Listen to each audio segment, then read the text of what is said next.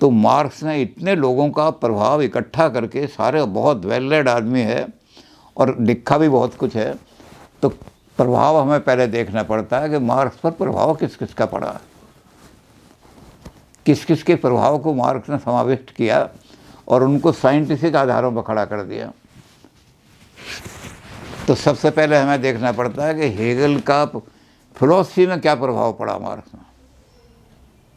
जैसे मैंने कहा कि जिस मार्क्स को लोग ये कहते हैं, कम्युनिस्ट नहीं मानते उसको, कम्युनिस्ट जो है मार्क्स की फिलॉसफी को नहीं मानते। कम्युनिस्ट कहते हैं उस समय तो मार्क्स बच्चा था, कॉलेज में पढ़ता था, इसलिए इमेच्योर था वो, इसलिए हेगल से बहुत ज़्यादा प्रभावित हो गया। जब वो मैच्योर बना तो उसने, तो अर्ली मार्क्सिज्म और लेटर मार्क्सिज्म बिल्कुल अलग अलग चीज़ें। लेकिन हम ये कहते हैं कि जो फिलॉसफी है मार्क्स की वो अर्ली मार्क्सिज्म है। तो ये अर्ली मार्क्सिज्म जो है, इकोनॉमिक एंड फिलोसफिक मैन्युस्क्रिप्ट और कार्ल मार्क्स, इस पर आपको हेगल का प्रभाव दिखाई देगा। तो सबसे पहले हम देखते हैं मार्क्स की फिलॉसफी पर हेगल का प्रभाव। उसके बाद हम आते हैं फिर राजनीति के क्षेत्र में, क्योंकि मार्क्स का ज़्यादा कंट्रीब्यूशन राजनीति में है। जैसे हमने कहा कि ये भी क्रेडिट मार्क्स को ही जाता है कि उन्होंने फिलॉसफी को कन्वर्ट करके सोशल सिस्टम में बदल दिया। आप फिलॉसफी में ब्रह्म की बातें करते थे, इन्होंने ब्रह्म की बजाय समाज की बात करनी शुरू कर दी, सारी फिलॉसफी को समाज में बदल दिया। ब्रह्म की बातें मत करो, ये तो ऊंची ऊंची बातें जो हैं ये तो कल्पना के खेल हैं, सोसाइटी में आओ, समाज में। तो इन्होंने जो राजनीति में आए, राजनीति में किस किस का प्रभाव रहा, तो हेगल ने सबके प्रभाव इकट्ठे किए। सबसे पहले हॉब्स का प्रभाव पड़ा इन पर। हॉब्स सोसाइटी को सोशल कॉन्ट्रैक्ट में किस तरह मानते थे और बाद में डिक्टेटरशिप मानते थे किस तरह, तो हॉब्स को उन्होंने लिया और उन्होंने हॉब्स की जो डिक्टेटरशिप थी, उन्होंने कहा कि एक व्यक्ति की डिक्टेटरशिप जो है वो तो क्रूर हो सकती है। Absolute power corrupts and absolute power corrupts absolutely. जिसके हाथ में पावर आ जाती है वो करप्ट हो जाता है, और जिसके हाथ में एब्सोल्यूट पावर हो जाता है वो तो बिल्कुल ही करप्ट हो जाता है, उसको तो कोई रोक नहीं सकता। जाओ उसके घर में जाना है, उसकी बहू बड़ी सुंदर है, उठा के ले आओ हमारे हरम में। अब एब्सोल्यूट पावर है, कोई रोक नहीं सकता उसको। और उन्होंने कह भी दिया, मैकियावेली ने कह दिया कि जो लॉ मेकर है उस पर लॉ लागू नहीं होता, वो तो लॉ का बनाने वाला है। अगर कोई लॉ आप उस पर लागू करोगे तो दूसरा फॉरेन लॉ और बना देगा। तो ये जो डिक्टेटरशिप है, डिक्टेटरशिप का कंसेप्ट तो वहाँ से ले लिया इन्होंने कि डिक्टेटरशिप ज़रूरी है सोसाइटी को रेगुलेट करने के लिए। जैसे ये कहते थे, हेगल भी कहते थे, एरिस्टोटल भी कहते थे कि एरिस्टोटल ने तो बिल्कुल ये कह दिया था कि democracy is the rule of ignobles, नीच लोगों का राज होगा डेमोक्रेसी में। तो इन्होंने नीच का शब्द प्रयोग नहीं किया, पर इन्होंने कहा democracy is the rule of inferior persons. Superior आदमी ना इलेक्शन लड़ सकता है, ना मंच पे खड़े होकर गालियाँ दे सकता है, ना गालियाँ सुनने की बात कर सकता है। तो सुपीरियर आदमी तो इलेक्शन से दूर रहेंगे। और इलेक्शन में कौन जीतेगा? जो गंदी से गंदी गाली दे सकता है अपने विरोधी को, घटिया से घटिया प्रचार कर सकता है जो। तो डेमोक्रेसी को मानते नहीं, कहते डिक्टेटरशिप होनी चाहिए, लेकिन डिक्टेटरशिप एक आदमी की नहीं होनी चाहिए। Dictatorship of the proletariat. Proletariat का मतलब होता है, ये शब्द हैं वहाँ के जर्मन भाषा के। प्रोलतार का मतलब श्रमिक वर्ग। श्रमिक वर्ग की जब डिक्टेटरशिप आएगी तो कोई भी आदमी समाज का रुपया हड़प नहीं कर सकता।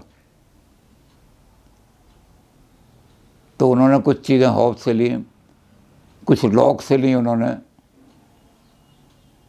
सारी फिलॉसफी, कुछ रूसो से ली,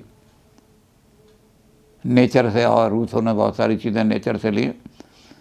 तो उन्होंने नेचर की प्राइमेसी बना करके और पॉलिटिकल सारा इन्फ्लुएंस उन्होंने इन 3 आदमियों से, औरों से भी लिया, लेकिन इन 3 से ख़ास तौर से पॉलिटिकल इन्फ्लुएंस लिया। उनकी सारी फिलॉसफी में जो पॉलिटिकल है। उसके बाद सबसे बड़ी चीज़ आती है इकोनॉमिक, क्योंकि इकोनॉमिक इनइक्वालिटी जो है वो सारे समाज में इनजस्टिस पैदा करती है। आज नहीं, प्लेटो के ज़माने में जस्टिस की बात प्लेटो ने की, एरिस्टोटल ने आकर के उसको डिफाइन कर दिया। जस्टिस क्या है? Equal distribution of the resources. हालांकि उसने भी यही सी बात कही कि इक्वल डिस्ट्रीब्यूशन एबिलिटी के हिसाब से होना चाहिए। प्रकृति ने जो कुछ तुम्हें दिया है उस प्रकृति के चीज़ को इक्वल डिस्ट्रीब्यूशन करो, तब जस्टिस होगा। तो इकोनॉमिक थ्योरी सबसे बड़ा आधार है हर चीज़ का। मार्क्स ने कहा बिना इकोनॉमिक्स के समाज की जस्टिस की कल्पना हो ही नहीं सकती। तो इकोनॉमिक्स थ्योरी में 2 आदमियों से मार्क्स बहुत ज़्यादा प्रभावित हैं। वैसे तो और भी लोग थे, एक रिकार्डो और एक एडम स्मिथ। एडम स्मिथ की जो किताब है वेल्थ ऑफ नेशन, वो इकोनॉमिक्स का एक बड़ा क्लासिक मानी जाती है। जैसे हमारे यहाँ वेद माने जाते हैं क्लासिक, तो इकोनॉमिक्स में एडम स्मिथ की किताब मानी जाती है। लेकिन एडम स्मिथ की किताब जो है प्योरली कैपिटलिस्ट इकोनॉमी है। वो सारे थोड़ा सा प्रभाव आ गया मिल का। मिल ने कहा कि आदमी फ्री है, स्टेट कोई कंट्रोल नहीं लगा सकती आदमी पर, लेजिस फेयर सिस्टम, इसलिए सब आदमी को खुला छोड़ दो। जिस आदमी की जितनी क्षमता है वो उतना कमा लेगा। जिसमें इतनी क्षमता है कि मैं इससे ज़्यादा नहीं कर सकता, वो मूँगफली की रेहड़ी लगाएगा। और जिसमें इतनी क्षमता है कि मैं बड़ा कारखाना लगाऊँ, वो कारखाना लगा लेगा। किसी पे रोक क्यों लगाते हो? अपने अपनी क्षमता के हिसाब आदमी फिर ही छोड़ दो। जब उन्होंने लेजिस फेयर का सिस्टम दिया तो क्या हुआ कि जो आदमी कनिंग थे, चालाक थे, उन्होंने काम किया कि सारे रिसोर्सेज इकट्ठे किए, बड़े बड़े कारखाने लगा लिए। और जो सीधे साधे लोग थे वो बेचारे रह गए छोटे छोटे। तो लेजिस फेयर सिस्टम ने जितना मजदूर को और लेबर वर्क को जितना कमज़ोर किया, बिल्कुल दुर्बल बना दिया कंपटीशन में। यहाँ तक के हुआ कि कुछ लोगों ने किया कि ये दुकान खोल रहा है मेरे बराबर में, इसकी दुकान मेरे से compete करेगी। मेरी दुकान 10 साल से चल रही है, मेरे पास बहुत संपत्ति आ गई है, मैं अगर 2 साल घाटे पर भी माल बेचूं तो मेरा दिवाला नहीं निकलेगा। तो उसको फेल करने के लिए मैं क्या करूंगा कि ये 400 रुपये किलो देसी घी बेच रहा है, मैं 350 बेचूंगा। वो इतना अफोर्ड नहीं कर सकता, वो 6 महीने के बाद उसके घर का दिवाला बर्तन भी बिक जाएंगे, इसलिए दुकान बंद करके चला जाएगा।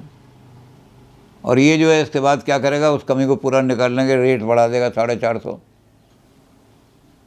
तो ये लेजिस फेयर सिस्टम ने जितना नुकसान पहुंचाया इकोनॉमिक्स में मिल का, उसको कैसे पूरी करें? तो मार्क्स ने रिकार्डो की इकोनॉमी को भी तोड़ना है। और एडम स्मिथ की जो किताब है वेल्थ ऑफ द नेशन, उसको तो बिल्कुल ही कंडेम करके लेबर आधारित इकोनॉमिक्स बनानी है। और मिल का जो लेजिस फेयर सिस्टम है, इसमें भी लोअर वर्ग को प्रोडक्शन देने के लिए डिक्टेटरशिप स्थापित करनी है। तो मार्क्स ने इकोनॉमिक्स के फील्ड में इन 3 आदमियों से बहुत ज़्यादा, ये जो आदमी थे, तो दर्शन के फील्ड में वो आ गए, इकोनॉमिक्स के फील्ड में ये आ गए, तो इनके जो सारे आदमी थे, राजनीति के फील्ड में वो आ गए सारे के सारे। और सोशलिज्म में तो हमने कहा ही कि साइमन जो थे, उन्होंने सेंट साइमन, उन्होंने बात तो की थी सोशलिज्म की, लेकिन चूँकि वो सेंट थे, चर्च में थे, तो चर्च वाले कहते हैं कि भगवान के नाम में बराबर बांटो। तो सोशलिज्म का सिद्धांत तो दे दिया था, लेकिन सोशलिज्म का सिद्धांत कहाँ से निकाला था? रिलीजियस किताबों में से। अब वो किताबें तो उल्टा बात कहती हैं सारी। मार्क्स ने उसी को तो कंडेम किया है। मार्क्स ने तो कम कंडेम किया, मार्क्स के जो चेले थे उन्होंने बहुत ज़्यादा कंडेम किया। अब बाइबल कहती है blessed are those who are poor for their shall be in kingdom of heaven. वही लोग धन्य हैं दुनिया के अंदर जो गरीब रहना चाहते हैं, क्योंकि अंत में स्वर्ग का राज उन्हीं को मिलेगा। तो अपना सही जो हैं मार्क के चेले वो रिलीजन के कट्टर दुश्मन हैं। वो कहते हैं कि अगर तुम ये कहते हो कि जो धन्य हैं वो लोग जो गरीब हैं स्वर्ग का राज उन्हें ही मिलेगा, तो तुम अपनी दौलत को बांट के गरीब बन जाओ। तुम्हारे पास 10 करोड़ रुपया है और तुम 10 करोड़ रुपए को लेकर के बैठे हुए हो और किताबों में लिख रहे हो कि धन्य है गरीब, तो तुम गरीब क्यों नहीं बनते? तुम्हें स्वर्ग का राज मिल जाएगा। तो दूसरों को नीचे रखने के लिए रिलीजन जो है वो धोखा दे रहा है कि स्वर्ग का राज मिल जाएगा। स्वर्ग मिले ना मिले, इस दुनिया में तो बेचारे को रोटी नहीं मिल रही, वहाँ स्वर्ग करा दे।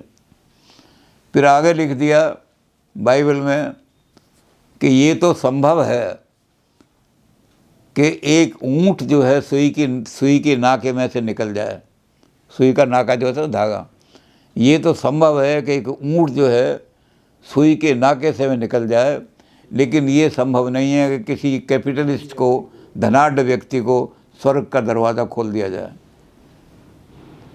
तो इन्होंने कहा कि फिर तुम यही करो, स्वर्ग के दरवाजे खुलवाने तुमने, तो तुम यही कर लो, धनाढ़ ख़त्म कर दो अपना। तो धन को तो छोड़ नहीं रहे, चिपटे बैठे हो धन से, और दूसरों को ये सिखा रहे हो तुम। तो ये जो सोशलिज्म का सिद्धांत था, इसको मार्क्स ने कहा कि ये धार्मिक आधारों पर खड़ा करोगे तो लोगों की आंखों में धूल झोंकोगे। मैंने एक दिन आपको बताया था कि मैं अब 94 साल का होने जा रहा हूँ, 93 साल का।